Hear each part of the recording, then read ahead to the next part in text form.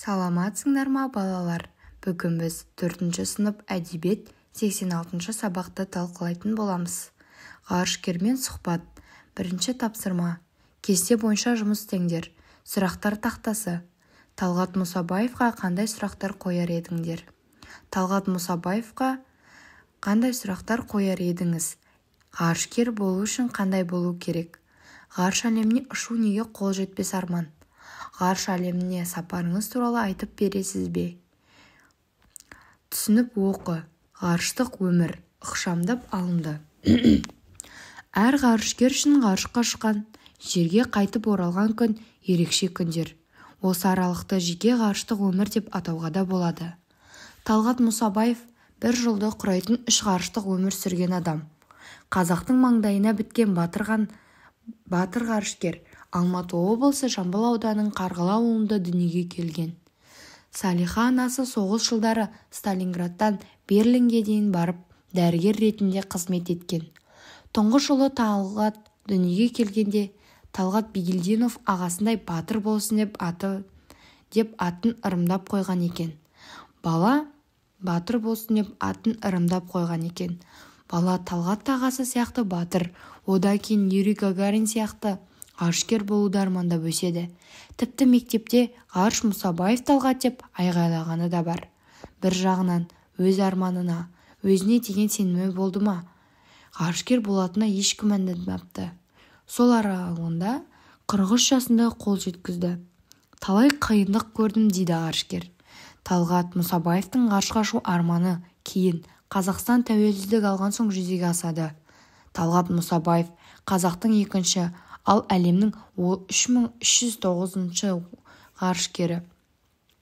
Ғарышта ажалдың аузынан қалған кездерім болды. Біреуін ғана айтайын. Ғарышқа шыққан кезінде мені кемеге бекітіп ұстап тұратын тетік ажырап кетті. Бір түндеп тұңғиыққа батып бара жаттым. Айтара жоқ, сұмдық еді. Көз алдымнан жалт-жұлт ойнап, әп-сәтте бүкіл ғұмырым өте шықты. Бұрын соңды ескерілмек түгілі ойға келмеген хал. Ауа қоры 8 сағатқа жетеді. Одан әрі қапысыз, бұлтарбайтын, жалтартпайтын ажал. Міне осы сәтте адам айтса, нанғысыз таңғажайып оқиға болды. Қайтадан зулап бара жатқан ғарыш кемесінің үстінен бір-ақ шықтым. Денеме ештеңе тимей, жұғысып итермей-ақ әлдебір құдірет құрдымнан суырып алды. Ешқандай қисынға келмейді. Түсінікке сыймайды деп еске алады. Ғарыштағы қатерлі сәттердің бірі Мұсабаев. Ғарышта бірге болған әріптесі Юрий Маленченконың айтуынша, Талғат Мұсабаев пен ашық ғарышқа шыққанда тура Қазақстанның үстінен өтіп бара жатқандардың байқапты. Сонда Мұсабаев: Қазақстанның үстінен өтіп бара жатырмыз, менің Қазақстаным деп айғай салыпты. Ғарышкерлер қатпар-қатар алау сілтемдері мен Балқаш көлінің көрінісін ғарыштан көріп тәнті болыпты. Талғат Мұсабаев ғарышқа Қазақстанның туын, топырағын, құранды өзімен ала барып, елге деген, жерге деген құрметін бірнеше мәрте көрсеткен. Сталинград, Ресейдің қаласы, қазір Волгоград деп аталады.